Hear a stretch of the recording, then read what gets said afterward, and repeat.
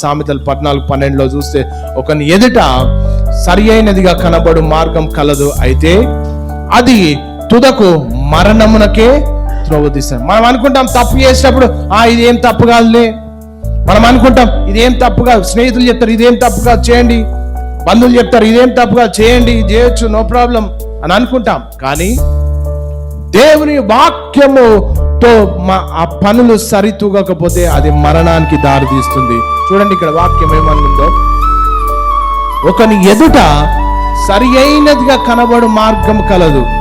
మనం తప్పు చేసినప్పుడు మనకు తప్పని తెలియదు, అది మనం రాంగ్ డైరెక్షన్ లో వెళ్తున్నప్పుడు ఇది తప్పు మార్గం అని తెలియదు మనకు.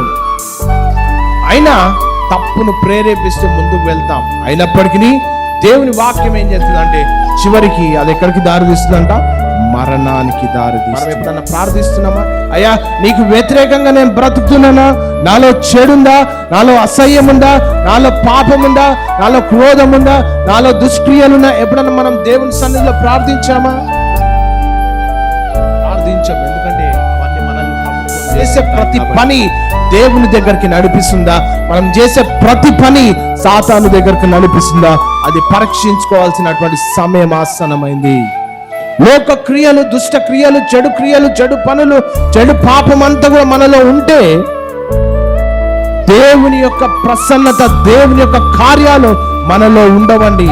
తుదకు మరణానికి దారి చూసినట్లయితే సామెతల గ్రంథం 15:10 మనం చూస్తే ఇక్కడ వాక్యం ఏమన్నా, మార్గము విడిచిన వానికి, ఏ మార్గము? సత్య మార్గము. మార్గము విడిచిన వానికి ఏ మార్గము? క్రీస్తు మార్గము. ఏ మార్గము? నీతి మార్గము.